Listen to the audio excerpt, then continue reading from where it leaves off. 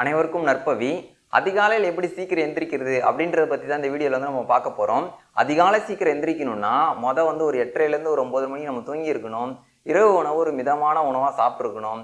ஃபோனை வந்து தூங்குறதுக்கு ஒரு அரை மணி நேரத்துக்கு முன்னாடி ஆஃப் பண்ணி வச்சுருக்கணும். அதுக்கப்புறம் நமக்கு நாமே சொல்லிக்கணும், காலைல எப்படின்னா எந்திரிச்சிரு அப்படின்ற மாதிரி. அதுக்கப்புறம் அலாரம் வைக்கணும். அலாரம் வச்சுட்டதுக்கப்புறம் நம்ம வந்து தூங்கிடுவோம்.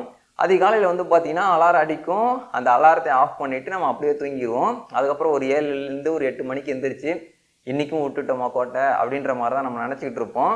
இதெல்லாம் ஏன் நடக்குது அப்படின்றத வந்து நம்ம நினச்சிக்கணும். இது வந்து ஒரு சாதாரண விஷயம் அப்படின்னு நம்ம நினச்சிடக்கூடாது. ஏன்னா நம்மளே ஒரு விஷயத்த சொல்கிறோம், அதை நம்மளே பிரேக் பண்ணுறோம். அதுக்கப்புறம் நம்மளே வந்து பார்த்தீங்கன்னா கொஸ்டின் பண்ணிக்கிறோம், இது என்ன அப்படின்ற மாதிரி. இதுக்கு பின்னாடி ஒரு பயங்கரமான விஷயம் இருக்குது. அந்த விஷயத்தை நீங்கள் தெரிஞ்சே ஆகணும்.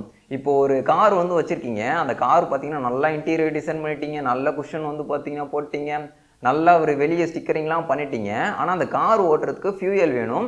அந்த ஃபியூயல் இருந்தால் தான் ஒரு இடத்துல இருந்து இன்னொரு இடத்துக்கு வந்து பார்த்தீங்கன்னா அந்த காரை வந்து நம்ம எடுத்துகிட்டு போக முடியும்.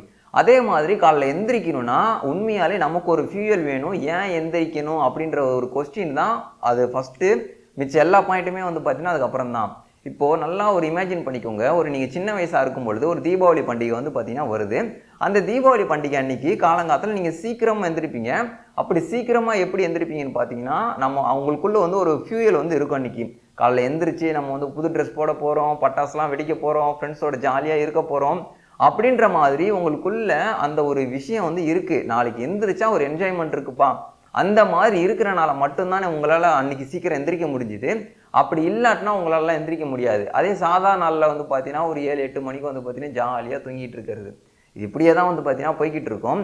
உண்மையாலே நம்ம காலைல எந்திரிக்கணும்னா நமக்கு வந்து ஒரு பயங்கரமான ஒரு காரணம் வந்து பார்த்தீங்கன்னா இருக்கணும். அந்த காரணம் தான் உங்களை எழுப்பும். அலாரம்லாம் சத்தியமாக எழுப்பாது. இதை இப்போ ஒரு இளையராஜா சார் இருக்காருன்னா, அவர் வந்து இவ்வளோ நாள் எப்படி மியூசிக் போடுறாருன்னா, பணம் வருது அப்படின்றதுக்காக அவர் மியூசிக் போட கிடையாது. இதுதான் நம்ம தொழில் அப்படின்றதுக்காக அவர் மியூசிக் போட கிடையாது.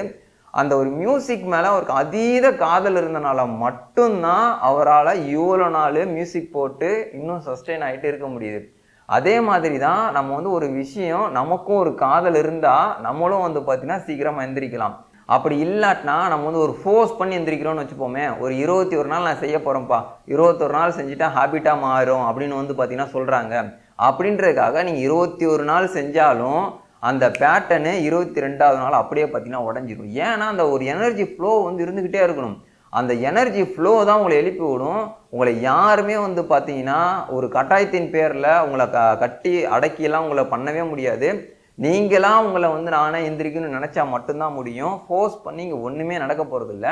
அதனால உங்களுக்கு எந்த ஒரு விஷயத்து மேலே அதீத காதல் இருக்குன்றத தேடுங்க. அந்த ஒரு காதல் தான் வந்து பார்த்தீங்கன்னா உங்களை அடுத்த கட்டத்துக்கு கூட்டிகிட்டு போகும்.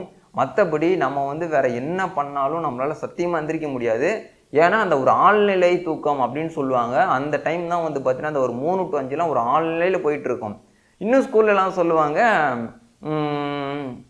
அதாவது தூக்கத்துலேருந்து எழுப்பி கேட்டால் கூட இந்த பதிலை நீ சொல்லணும் அப்படின்னு சொல்லுவாங்க. அதை ஏன் சொல்கிறாங்கன்னா, அந்த ஆழ்நிலையில் இருக்கும் பொழுதும் உங்களால் கேட்டோடனே உடனே வெளியே வரணும்.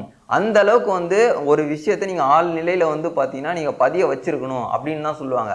அதே மாதிரி காலையில் எந்திரிக்கணும்னா அந்த ஒரு காதல், அந்த ஒரு விஷயம் உங்களுக்கு ஆள் மனசில் இருந்தால் மட்டும்தான் அந்த ஒரு தூக்கத்தை பிரேக் பண்ணி அலாரம் அடித்த உடனே நீங்கள் எந்திரிச்சு ஃப்ரெஷ்ஷாகி வேக்கப்பாகி இப்படி நிற்க முடியும். அப்படி இல்லாட்டினா அலாரமும் அடிக்கும், நீங்களும் வந்து பார்த்தீங்கன்னா ஆஃப் பண்ணி வச்சுட்டு தூங்கிட்டே தான் இருப்பீங்க. சொன்ன எல்லாமே வந்து பார்த்தீங்கன்னா கண் துடைப்பு தான்.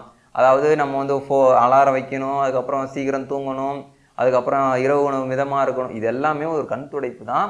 உங்களுக்கு உண்மையாலே ஒரு விஷயம் பிடிச்சி பண்ணிங்கன்னா இப்படி எந்த விஷயமே தேவைப்படாது. நீங்கள் டான்னு எந்திரிப்பீங்க, உங்கள் வேலையை பார்ப்பீங்க, டயர்டே ஆகாமல் பார்த்துக்கிட்டே இருப்பீங்க. ஸோ காலைல எந்திரிக்கிறதுக்கு முன்னாடி உங்களுக்கு எது மேலே அதீத காதல் இருக்குன்றத தேடுங்க. அப்படி தேடினதுக்கு அப்புறம் உங்களால் வந்து பார்த்தீங்கன்னா சீக்கிரமாக காலைல எந்திரிக்க முடியும். எல்லா விஷயத்தையும் வந்து பார்த்தீங்கன்னா உங்களால் ஃப்ரெஷ்ஷாக பண்ண முடியும். நற்பவி.